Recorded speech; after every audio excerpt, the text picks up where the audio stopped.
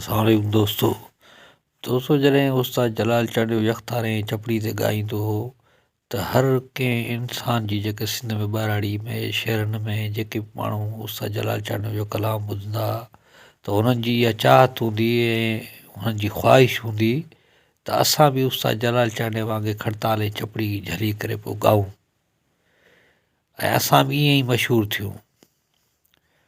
पोइ ईअं ई उस्ताद जलाल चांडियो जा कलाम ॿुधंदे ॿुधंदे ऐं पोइ वरी साॻेतिर सां जेको आहे रूबीना हैदरी खे बि खड़ताल ऐं चपड़ी ते ॾिसंदे पोइ ताज मस्तानी जे दिलि में बि ख़्यालु थियो त मां बि फ़नकारा थियां ऐं मां बि ॻाइणु शुरू कयां, मां बि ईअं माना आवाम में मक़बूलियत माणियां। पोइ हू रोज़ु माना जेको आहे पंहिंजे मुंहुं जेका उहा ॻाईंदी हुई खड़ताल ऐं चपड़ी जेको आहे माना दिलि में हिन में हिनखे चाहत हुई त पोइ खड़ताल ऐं चपड़ी मूंखे वॼाइणी आहे बसि।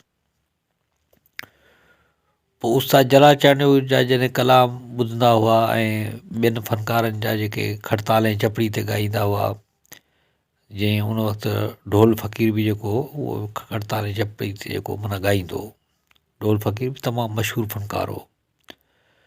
पोइ कुझु वक़्तु अॻु जेको आहे ज़ाहिद आबड़ो जेको आहे हिन खां ताज मस्तानी खां जेको इंटरव्यू वरितो हुन में ताज मस्तानी जेको आहे काफ़ी ॻाल्हियूं ॿुधायूं त मां हुन में ॿुधायो त बाबा मां जेको आहे हिननि खे फ़नकारनि खे जेको आहे तमामु ॿुधंदी हुअसि ऐं पोइ मूंखे दिलि में माना शौक़ु थियो त माना आऊं बि फ़नकारा थियां ऐं आऊं बि ॻायां बसि।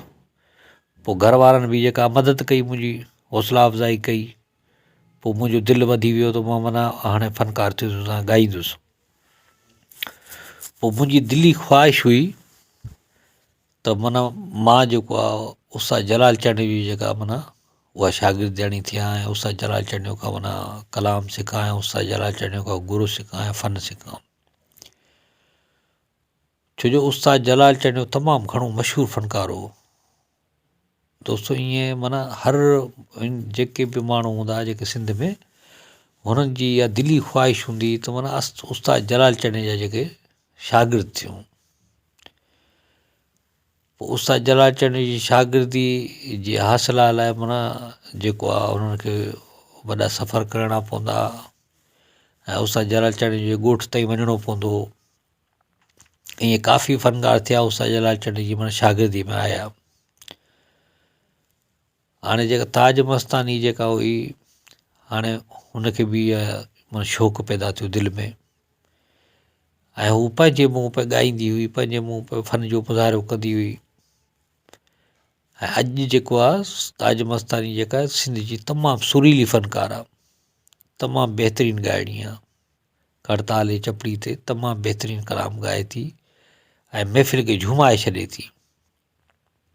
महफ़िल माना वजद में अची थी वञे जॾहिं खड़ताल ऐं चपड़ी वॼाए करे कलाम ॻाए थी ऐं सिंधी सक़ाफ़त खे उजागर कए थी त आवाम माना हुनखे तमामु घणी मोट ॾिए थी, अवामी मोट मिले थी ऐं झर चंग में मशहूरु आहे।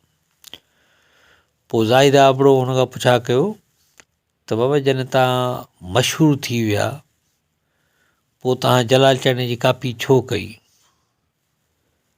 त पोइ ताज मस्तानी चयो त मां जलाल चांडियो जी कापी न कई, इहो तव्हां ईअं सम्झो था, पर हीअ जेका खड़ताल ऐं चपड़ी जेका आहे न उहा सिंध जी सक़ाफ़त आहे, तमामु पुराणी सक़ाफ़त आहे। ऐं उस्ताद जलाल चांडियो जॾहिं ॻाइणु अञा शुरू न कयो हुन खां बि अॻु जी आहे।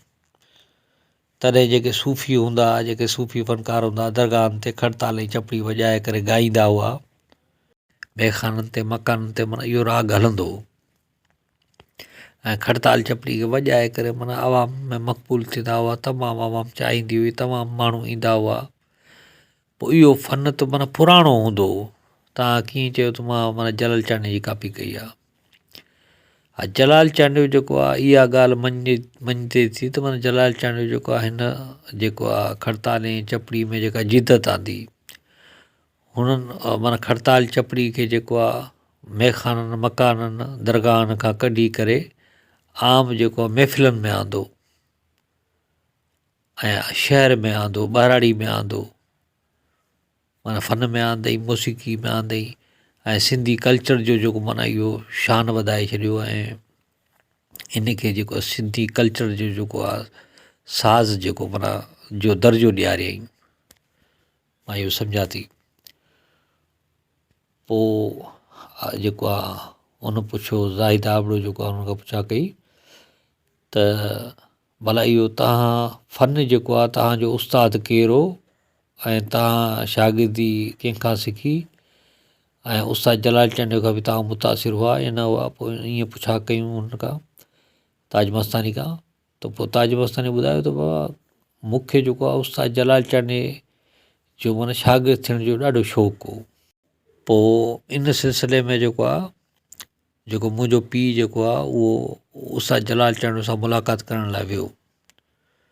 पोइ उस्ताद जलाल चंद वटि वियो ऐं उस्ताद जलाल चंद खे जेको आहे अर्ज़ु कयईं त उस्ताद मां तव्हां वटि हली आयो आहियां ऐं तव्हां जेको आहे मुंहिंजी धीउ जेका आहे हुनखे जेको आहे ॻाइणु वॼाइणु सेखारियो ऐं पंहिंजी शागिर्दी में वठो ऐं हुनखे शागिर्दी ॾियो, हुनखे शागिर्दी वारो सॻो ॿधो। त पोइ उस्ताद जलाल चंद चयो त बाबा ॻाल्हि ॿुध, नाराज़ न थी जांइ, मां जेको मां हिन खे जेको आहे शागिर्दी न ॾींदो आहियां, मां हिन खे राग न सेखारींदो आहियां। पोइ हुन खणी जेको आहे हुनखे उस्ताद जलाल चंद खे चयो, ज़ोर भरियो, पर उस्ताद जलाल चंद जो त बाबा इनकार कयो, त बाबा माज़रत कई त बाबा मां हिन खे न सेखारींदो आहे राग।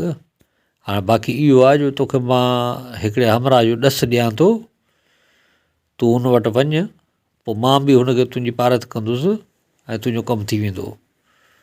पोइ उस्ताद जलाल चंद जेको आहे ग़ुलाम हुसैन कलेरी जो हुनखे ॾसु ॾिनो त बाबा हुनखे ताज मस्तानी खे जेको आहे वठी वञु ग़ुलाम हुसैन कलेरी वटि ऐं मुंहिंजा सलाम ॾींसि ऐं मां पारत थो कयां त पोइ तो वारी न्याणी खे जेको आहे हुनखे इहो ॻाइणु वॼाइणु सेखारींदो, शागिर्दी ॾींदो।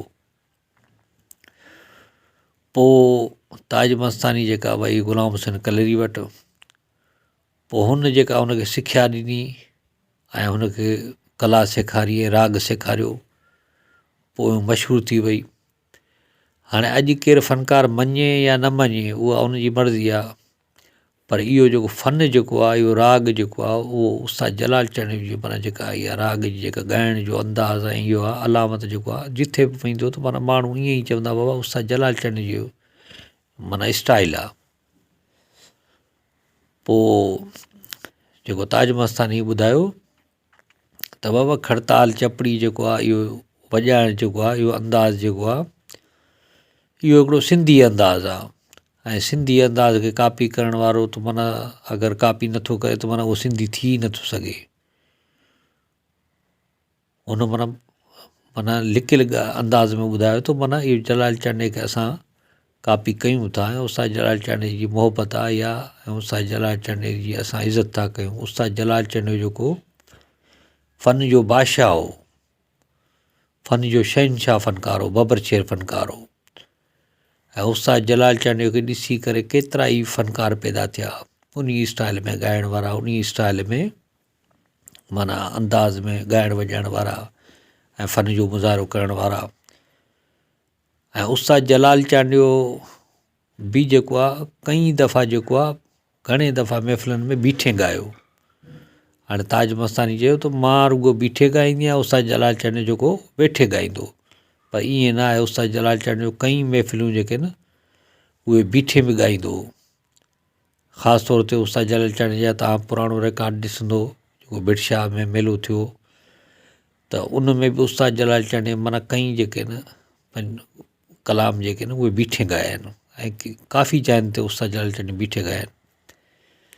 दोस्तो उस्ताद जलाल चंद जो तमामु बहितरीनु फ़नकार हो, तमामु वॾो फ़नकार हो, तमामु अज़ीम फ़नकार हो ऐं उन जे स्टाइल खे अपनाईंदड़ असांजी सिंध जी जग मशहूरु फ़नकार ताज मस्तानी तमामु बहितरीनु फ़नकार आहे, तमामु सुरीली रागी आहे ऐं झरझंग में मशहूरु आहे ऐं तमामु हुनखे आवाम जेका ॿुधे थी ऐं आवाम मोट ॾिए थी। दोस्तो इहो वीडियो तव्हांखे तमामु घणो पसंदि आयो हूंदो। जे पसंदि आयो हुजे त असांजी वीडियो खे लाइक कयो, कमेंट कयो ऐं असांजे चैनल खे सब्सक्राइब ज़रूरु कयो। अल्लाह हाफ़िज़ दोस्तो।